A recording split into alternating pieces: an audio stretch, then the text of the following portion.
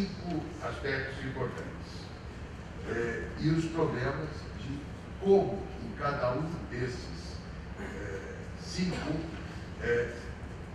lidar com a possibilidade de captar interesses comuns e compartilháveis, administrar as desigualdades de poder e mediar a diversidade cultural e o conflito dos valores.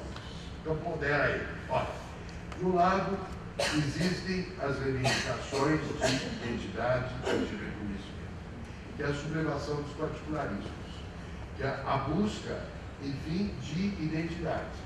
Quando a Barcelona quer ser um Estado independente, quando você divide o Sudão Norte e o Sudão Sul, quando você desagrega a antiga Iugoslávia, quando você desagrega a antiga União Soviética, você tem um problema complicado, que é o da secessão dos Estados. Depois você tem as aspirações normativas, como é o caso dos direitos humanos e a sua maior ou menor realizabilidade. Você tem os temas da guerra, da violência e da segurança, da necessidade de segurança coletiva e das suas dificuldades. O tema da Síria está aí para mostrar como o assunto não é fácil. Você tem o desafio ecológico, que é um grande problema, que lida com a inclusividade, porque você não pode resolver isso na escala nacional. E você precisa ver como é que é o contexto nacional e internacional. A Rio 92 foi um momento de grande cooperação.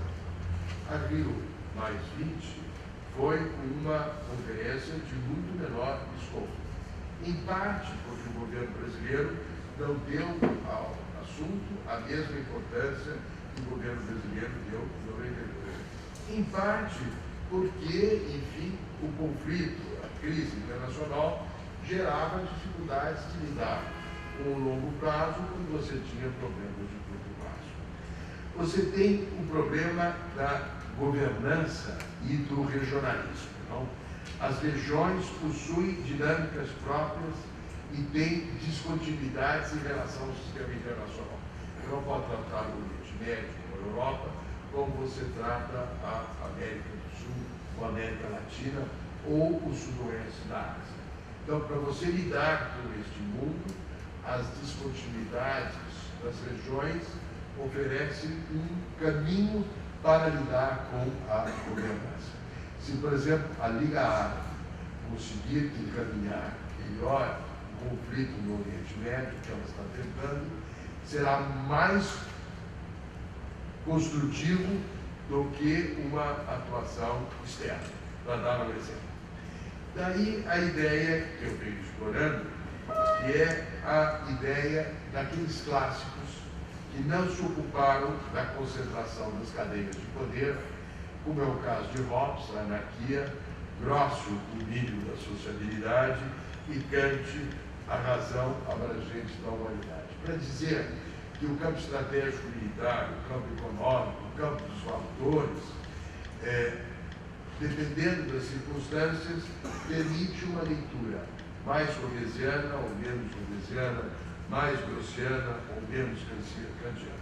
Em outras palavras, e com isso eu vou concluir, não há universais que permitam uma subsunção. Os universais são fugitivos. E porque eles são fugitivos, há um grande desafio no juízo diplomático, da mesma forma que no plano interno existe no juízo político. Então, e aqui eu estou inspirado um pouco, como se esperar, pela Hannah Arendt e pelo Isaiah Berlin. É necessário perceber, numa dada conjuntura, o que funciona e o que não funciona.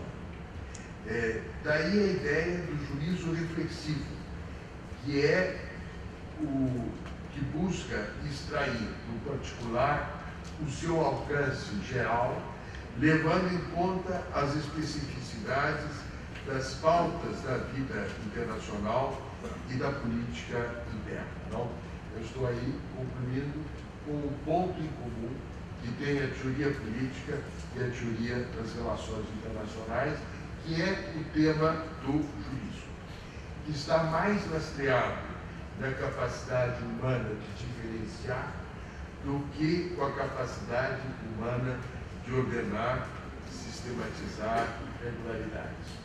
É claro que eu preciso ter essas regularidades, eu preciso ter isso do que. Mas o que une a teoria à prática é o juízo. O juízo político e o juízo diplomático, do que cabe fazer. E concluo dizendo que, em matéria de política externa, os parâmetros desse juízo está voltado para evitar dois riscos: o de subestimar-se e o de superestimar-se. Se eu me subestimo, eu não faço nada. Se eu me superestimo, eu posso fazer desastres colossais. O exemplo é a Guerra das Malvinas, conduzido pelos argentinos. Um desastre colossal, fruto de uma superestimação. E no subestimar-se, eu não levo em conta o potencial de um país. O realismo deve ser sempre o ponto de partida, mas não pode ser o ponto de chegada. Enfim, olha, me desculpo por ter me estendido tanto. Essas são as reflexões que eu gostaria de propor, que são fruto, como diria Camões, de honesto estudo com longa experiência misturada.